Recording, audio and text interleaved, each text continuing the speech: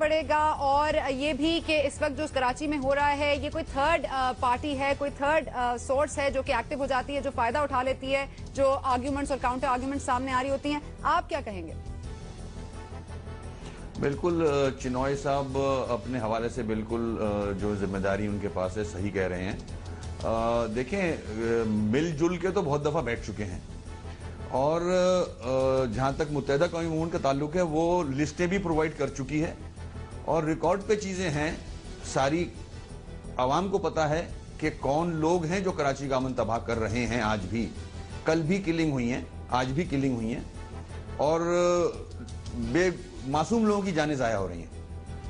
अब जब निशानदेही करने के बावजूद अगर उनको गिरफ्तार ना किया जाए और उन पे उनकी सरपरस्ती की जाए, उनके सरों पे हाथ रखा जाए, उनको बच्चा बनाया जाए अपना, तो जाहिर है उनके तो दिमाग खराब होंगे, वो तो आपे से बाहर होंगे और हो रहे हैं।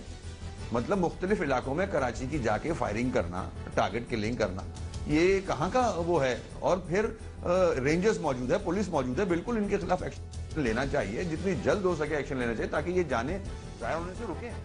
जी, ये जाने आपके चैनल के तवज्जुह से ये रिक्वेस्ट होगी कि जो हम लिस्टें प्रोवाइड कर चुके हैं, आपकी अपनी इंटेलिजेंस है, अगर आप समझते हैं कि हमारी लिस्टें गलत हैं तो आपकी भी रिपोर्टें वही हैं। वो इलाके पता है आपको जहां ये एलिमेंट्स जो हैं ये कार्रवाइयां कर रहे हैं, पूरे कराची में भत्ते ले रहे हैं, लोगों को मार रहे हैं, हैंड ग्रेनेड इस्तेमाल हो रहे हैं। तो अब कब करेंगे, कब नहीं, आज तो उन्होंने एक अरेस्ट किया है, एक अरेस्ट आज हुआ है और सीआईडी की बहुत बड़ी कामयाबी भी करार दिया जा रहा है इसे। तो आप क्या समझते हैं कि आपकी लिस्ट में ये नाम मौजूद था? देखिए, मैंने नाम देखा जरूर है जी, नाम देखा जरूर है मैंने। टीवी के चैनल पे एक खबर चल रही थी। अगर पकड़ा है तो मैं मुबारकबाद पेश करता हूं भाई कि और लोग जो इनके उसमें नेट में हैं, इनके कनेक्शन में हैं, सबको गिरफ्तार करें। जो भी अमन तबाह कर रहा है कराची का, चाहे वो कोई भी हो, उसको सामने लेके आए और सजा दिलवाएं उसे। अच्छा, मेरे पास कुछ फिगर्स हैं, हॉरिफिक फिगर्स हैं वसीम अख्तर साहब। 775 लोग मरे हैं 2010 में, 775, और अभी भी जो है वो 400 के लगभग फिगर हो चुका है 3 महीने में। आप समझते हैं अभी भी हम सोच विचार करेंगे, साथ मिलकर बैठ के तैयारी करेंगे और हम यही बातें करेंगे कि जी इनको करना चाहिए और उनको करना चाहिए? मैंने तो अपनी बात में ये नहीं कहा। मैंने कहा कि नजर आना चाहिए, एक्शन लें। हो चुकी सारी बातें, मीटिंग हो चुकी, एक्शन लें। आपको भी पता है कौन क्या कर रहा है जी। एक्शन कौन लेगा? जिसके पास जिम्मेदारी है होम की और जिसके पास जिम्मेदारी है सिंध की। ठीक है, हुदा साहब आपने बात सुनी, वसीम अख्तर साहब की भी, अहमद चिनॉय साहब की भी। आप क्या समझते हैं? गुत्थी तो सुलझने में नहीं आती, कोई ओनरशिप नहीं लेना चाहता, कोalition गवर्नमेंट है इन प्लेस, हुकूमत है, मगर फिर भी कुछ नहीं। लेकिन जो इख्तिदार के ऐवानों के अंदर मौजूद है, मैं ये समझता हूँ कि ये जिम्मेदारी मुकम्मल तौर पर उनकी है। और वसीम अख्तर साहब जिस तरह कह रहे हैं कि जिनकी सिंध के अंदर दाखिला की जिम्मेदारी, जिनकी सिंध के अंदर हुकूमत की जिम्मेदारी और जिनकी विफाक के अंदर हुकूमत की जिम्मेदारी, और रहमान मलिक साहब तो बार बार कराची में आकर अमन का संदेशा देने की बात करते हैं। अजब बात है, जब रवाना होते हैं कराची के शहरी ये बात सोचते रह जाते हैं कि वो जिस अमन की बात करके गए वो कराची में किधर है। इस शहर के अंदर जब हुकूमती जमातों के दरमियान मुज़ाकरात होते हैं तो ये बात तय की जाती है कि जो टारगेट किलर्स पकड़े गए उनकी पार्टी एफिलिएशन जाहिर नहीं की जाएगी। अजीब बात है कि इस शहर के अंदर मरने वाले तो सियासी कारकुन होते हैं, तो इस शहर के अंदर टारगेट किलर्स का किसी सियासी जमात से ताल्लुक नहीं होता। और ये मुज़ाकरात के अंदर ये बात सारे लोग आपस में तय करते हैं। और ये भी अजीब बात है कि वो जुल्फ़िकार मिर्जा के जो बड़े बुलंद बांग दावे के साथ ये कहते हैं कि इतने टारगेट किलर्स पकड़ लिए हैं, तो अभी वो दावा तो पुराना हो गया, उसकी निशानदेही अब किसी नए टारगेट किलर का नाम आ गया। और हमें ये भी मालूम है कि ये वो शहर है कि जिसमें टारगेट किलर्स को पकड़ने वाले पुलिस वालों के साथ वो सलूक किया गया है कि इस शहर में कोई 250 के करीब पुलिस अफसरान को कत्ल किया जा चुका है। और अभी जियो के जो रिपोर्टर को मारा गया था, उनकी निशानदेही करने वाले, उस पर तफ्तीश करने वाले जितने पुलिस अफसरान थे सबको कत्ल कर दिया गया।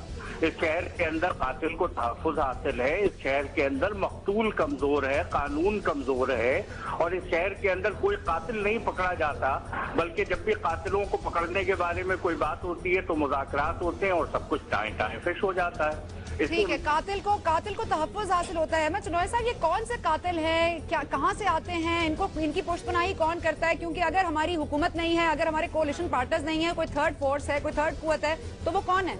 देखिए, बात ये है कि हम ये जितने भी इस किस्म के टेररिस्ट या किलर के किलिंग एलिमेंट्स हैं, इन सबको क्रिमिनल्स के नाम से कहते हैं। हम उनकी ज़ाहिर है कोई पॉलिटिकल पार्टी की अफिलिएशन अपनी जगह पर, और कोई भी पॉलिटिकल पार्टी उनको ऑन करे कि ना करे, हमारे नज़दीक ये क्रिमिनल्स हैं और उनको क्रिमिनल्स की हैसियत से गिरफ्तार किया जाना चाहिए, उनको उसकी सज़ा देनी चाहिए। मुझे भी अफसोस इस बात का है कि जितने भी दावे किए गए कि टारगेट किलर्स गिरफ्तार हो गए, चीज़ें जो है वो आगे बढ़ गई हैं, लेकिन इसके बावजूद भी कराची के शहरी जो है लुक़्मा अजल बन रहे हैं। अभी आपने जो फिगर्स दिए, मैं फिगर्स को थोड़ा सा कंटेस्ट करता हूँ। 2011 फिगर्स हैं, वो टोटल किलिंग कराची में जनवरी से लेकर 26 मार्च 27 मार्च में आज हम बैठे हैं, उसमें भी जो है वो उसका फिगर बनता है तकरीबन 328 का। इन 328 में जो टारगेट किलिंग के ज़मरे में आते हैं वो तकरीबन 160 के करीब आते हैं। ये वो फिगर्स हैं जो बड़े ऑथेंटिकेटेड हैं। मगर मैं जो है मैं चनोय साहब ये जानना चाहूंगी कि CPLC एक इदारा था जिसमें फेथ था पाकिस्तानी को, कराची वालों को, कि ये एक गैर जानिबदार ऑर्गेनाइजेशन है। अब ये भी इल्जाम है कि आप लोग सियासी होते जा रहे हैं, क्या ये सच है? देखिए, हमने हमेशा बड़ी न्यूट्रल बात की है और वो न्यूट्रल बातें ही हम कहते हैं। जो डॉक्यूमेंटेड फिगर्स हैं उनकी हम रिपोर्टिंग करते हैं बहैसियत एक सिविल सोसाइटी ऑर्गेनाइजेशन पे। हम पे ये फ़र्ज़ है कि हम शहरियों के मफाद की बात करें। जो भी क्राइम होता है उसकी रिपोर्टिंग ज़रूरी है। हमारी वेबसाइट पे फिगर्स है। हमने कभी किसी पॉलिटिकल पार्टी से ना अफिलिएशन की बात की है, ना उस पॉलिटिकल पार्टी के फेवर की बात की है। हमारे जितने भी स्टेटमेंट्स हैं वो अवाम के मफाद में है कि हम ये चाहते हैं कि लॉ एंड ऑर्डर के जो इशूज़ हैं, जो अवाम के लिए बड़ा वाइटल है और जिसके ज़रिए हमारे इस मुल्क की और इस कराची की मईशत चलती है, वो बिल्कुल सही अंदाज में चलने चाहिए। और इसके लिए CPLC 24 घंटे जो है वो एक्टिव है। मैं आज अखबार में एक खबर आई थी जिसकी बुनियाद पे मैं कहना चाहता हूँ कि अगर हमने पुलिस के मददगार 15 सेल की बात की है तो CPLC की जो हेल्पलाइन है वो 24 घंटे ऑपरेटिव है और 4,500 से ज़ायद कॉल्स लोगों की हम दिन में लेते हैं जिनके मसाइल के हल करने की हम बात करते हैं, चाहे वो क्रिमिनल रिलेटेड मसाइल हों, चाहे इंफॉर्मेशन रिलेटेड इंक्वायरीज हों। तो CPLC अपना काम पूरा कर रही है अल्हम्दुलिल्लाह। और आज हम वज़ीर दाखिला को ये मशवरा दे रहे हैं, उनके साथ हम बात कर रहे हैं, वो हमारे साथ ऑन बोर्ड हैं कि कराची में कौन से पॉइंट्स ऐसे सेंसिटिव हैं जहाँ पे क्राइम की शरह ज़्यादा है, और उन्होंने हमसे वो इन्फॉर्मेशन लेकर तमाम थानों को हिदायत की है। और मैं समझता हूँ कि उनकी हिदायत के बाद उन जगहों पे क्राइम्स में एक वाज़ेह कमी वाक़ई हुई है। जी, आप इसको कंटेस्ट करेंगे या अग्री करेंगे वसीम अख्तर साहब? किसको? ये जो उन्होंने बात की कि कमी हुई है। देखें, नहीं, मैं एग्री नहीं करता। क्राइम अपनी जगह है, पूरे सिंध में है।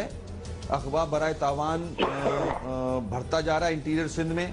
कराची में टारगेट किलिंग मौजूद है। वसीम भाई, मैंने सिर्फ स्ट्रीट क्राइम्स में उन जगहों पे जहां पे हमने डिप्लॉयमेंट की है हमारी पॉइंटेशन के बाद, उन जगहों पे कमी वाकई हुई है। ओवरऑल क्राइम में मैंने कमी की बात नहीं की। ओवरऑल क्राइम अगर आप लास्ट ईयर के मुकाबले में देखें तो इस साल ज्यादा बढ़ा हुआ है। बिल्कुल, यहां मैं एग्री करूंगा। जहां आप सेंसिटिव एरियाज को समझ जाएंगे और वहां नफरी तैनात कर देंगे तो जाहिर है वहां क्राइम नीचे जाएगा। इनकी भी मजबूरियां हैं। 3,000 पुलिस वाले हैं कराची में, 2 करोड़ की आबादी है। मैं पुलिस वालों को नहीं इल्जाम दे रहा, मगर आपको मेजर्स लेने होंगे, मजबूत करना होगा इदारा, पुलिस वाले हायर करने होंगे। पुलिस वाले हायर किए जा रहे हैं 1-1, 1.25, 1.5 लाख रुपए रिश्वत लेके, तो वो क्या काम करेंगे? ये बहुत बड़ा मसला है, ये इतनी जल्दी हल होने वाला नहीं है। इसमें आपको विल चाहिए, सिंसेरिटी चाहिए, ओनरशिप चाहिए सिंध की। सिंध को ओन तो करो, ओन ही नहीं कर रहे हो। इंटीरियर सिंध में अगवा बराए तावान, माइनॉरिटीज के लोग अगवा बराए तावान में फंसे हुए हैं। शहरों में बुरा हाल है। आपकी सिंसेरिटी या सीरियसनेस नजर नहीं आ रही मुझे। मैं हुकूमत की बात कर रहा हूँ। जी ठीक है, मेरी सीरियसनेस और संजीदगी की बात नहीं करे। बहुत शुक्रिया आपका। ये बताइएगा वसीम अख्तर साहब कि अगर कराची में इसी तरह से तवातुर से जाने इसी तरह जाती रहीं और आप लोग डेडलाइंस पे डेडलाइंस ही देते रहेंगे, उसके बाद आप डेडलाइंस देते हैं, उसके बाद लाइंस ही डेड हो जाती हैं, तो ये बताइएगा कि आपको तो ना आवाम सीरियसली ले रही है ना कराची वाले, आप इसको कैसे अवॉइड करेंगे? नहीं, ऐसी बात नहीं है, ये बिल्कुल गलत स्टेटमेंट है आपका। कराची वाले भी सीरियस ले रहे हैं हमें, हमारी ही आवाम है, और हमने कोई ऐसी डेडलाइन अभी नहीं दी हुई। देखें, जब लोग अब तंग आ गए हैं, जनाजे लेके लोग सड़कों पे आ रहे हैं, जब लोग तंग आ जाएंगे तो वो हमारे हाथ से भी निकल जाएंगे। हमारा वोट बैंक है, हम तसल्लियां दे रहे हैं, हम रिएक्शन को रोकना चाह रहे हैं। ये हुकूमत वक्त की जिम्मेदारी बनती है, चाहे वो सिंध की हो चाहे वो सेंटर की हो, कि इस टारगेट किलिंग को, इन भत्ता माफिया को, जो अमन कमेटी के नाम पे पूरे कराची का अमन तबाह किया हुआ इन्होंने, इसको रोकें। चाहे कोई भी सूरत इख्तियार करनी पड़े उन्हें, उनको रोकना चाहिए। अदरवाइज लोग एजिटेशंस पे आएंगे, लोग और मुश्किलात क्रिएट करेंगे, तो हुकूमत को मुश्किल होगी इसमें। हुकूमत तो आप भी हैं। मैं हुकूमत हूं, मगर जो मैटर परटेन कर रहा है वो लॉ एंड ऑर्डर से कर रहा है, क्राइम से कर रहा है, वो पीपल्स पार्टी के पास महकमा है वो। अच्छा, एमक्यूएम का एक नया विंग आप लोगों ने लॉन्च किया है और आप कह रहे हैं कि उसको पार्टी मैनिफेस्टो की बात भी उसमें होगी और भी चीजें होंगी, आप एक वाइडर आउटलुक देख रहे हैं और वाइडर आउटलुक में कराची कहीं है ही नहीं। नहीं, ऐसी बात नहीं है। मेरे ख्याल में आपने प्रेस कॉन्फ्रेंस गौर से देखी नहीं। ये कमेटी जो नहीं जी, मैंने तो बहुत गौर से देखी। फारूक सत्तार साहब से कराची टारगेट किलिंग्स पर सवाल भी किया गया और उन्होंने कहा कि ये press conference Karachi target killings पर नहीं है। मैंने गौर से देखी है। देखें, बिल्कुल सही जवाब दिया फारूक भाई ने। वो प्रेस कॉन्फ्रेंस टारगेट किलिंग में नहीं दी, वो प्रेस कॉन्फ्रेंस एक कमेटी का अनाउंसमेंट था। एक पार्टी की एक डिपार्टमेंट बन रहा है, उस पर सवालात किए जाते। मेरे ख्याल में सहाफत का तरीका भी यही है। तो उसमें क्लियरली बताया गया है, फारूक भाई ने बताया है कि ये कमेटी जो है ये सुपरवाइज करेगी, गाइडलाइंस देगी, राब्ता कमेटी को सपोर्ट देगी इन मेकिंग ऑफ मैनिफेस्टो और दूसरे जो भी हमारे पूरे पाकिस्तान लेवल पे जो इक़दामात होंगे, लोगों को लेके चलना, मसाइल, sort of a think tank, ये वो काम करेगी। ठीक है, लास्टली मैं सिर्फ वसीम अख्तर साहब ये जानना चाहूंगी कि इस वक्त टारगेट किलिंग्स की तादाद बढ़ती जा रही है। अगर हम फिगर्स ले लें जो चनोय साहब दे रहे हैं तो भी 300 से ऊपर की तादाद बता रहे हैं पिछले 3 महीने में। तो मैं ये जानना चाहती हूँ कि आपका कोई लाहे अमल है, मुत्तहिदा कौमी मूवमेंट क्या करेगी? क्योंकि रहमान मलिक साहब आए हैं, उन्होंने मुलाकात की है गवर्नर साहब से भी, चीफ मिनिस्टर साहब से भी। क्या होगा? आपने कोई डेडलाइन दी है, कोई बात की है? What is your testing point कि कहाँ पे आप कोई बात करेंगे इस हवाले से? देखिए, हमारी जो भी मीटिंग्स हुई हैं हमने उनको क्लियरली बता दिया है कि ये प्रॉब्लम्स हैं और उनको प्रॉब्लम्स का पता है। हमारा जहां तक एज अ कोलिशन पार्टनर जिम्मेदारी बनती है, हम अपनी जिम्मेदारी निभा रहे हैं। हम लोगों को अमन की तलकीन दे रहे हैं। हमारे जो ऑफिसेज हैं ग्राउंड पे वो विजिलेंट हैं कि ऐसी कोई हरकत ना हो, मगर फिर भी टारगेट किलर्स जो हैं वो मोटरसाइकिलों पे आते हैं और हर जगह हम भी किसी को नहीं तैनात कर सकते। तैनात का मतलब ये है कि वो सिर्फ इंफॉर्मेशन दे अगर कोई ऐसी एक्टिविटी नजर आती है पुलिस को या लॉ इन्फोर्समेंट एजेंसी को। तो एज ए कोलिशन पार्टनर हम अपनी जिम्मेदारी पूरी कर रहे हैं। अब ये फिर फर्ज बन जाता है हुकूमत का कि इस पे कोई सीरियस नोटिस लें, इस पे कोई एक्शन करें जो कि नजर आए, अवाम को पहुंचाएं। और वक्त आया तो अवाम, मैं समझता हूं कि अगर तंग आई तो सामने आएगी, बाहर आएगी, फिर हुकूमत जाने और अवाम जाने।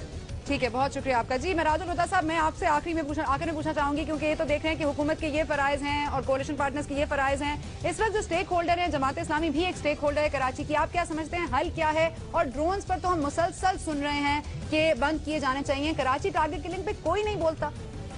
जनाबे वाला, हमने बार बार इस पर आवाज उठाई है और हम तो ये कहते रहे हैं कि गुज़िश्ता 24 साल से कराची दुनिया का खतरनाक तरीन शहर है।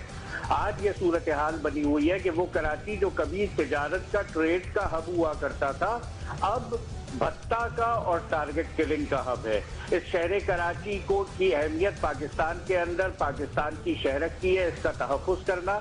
लेकिन हम ये देख रहे हैं कि कराची को इक़्तिदार के ऐवान की देवी के चरणों में कुर्बान कर दिया गया है और बहुत सारे रिकॉर्ड हमारे सामने मौजूद हैं, वो जो आज हुकूमत में मौजूद है और हुकूमत की जिम्मेदारी लेने को तैयार नहीं है।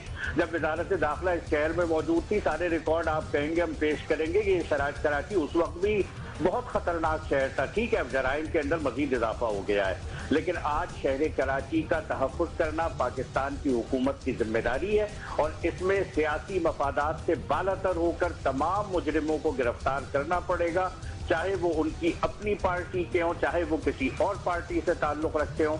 आज कराची के अवाम को तहफ़्फ़ुज़ नहीं दिया गया तो कल पाकिस्तान के हुक्मरान भी इक़्तिदार के ऐवानों में महफूज ना रह सकेंगे।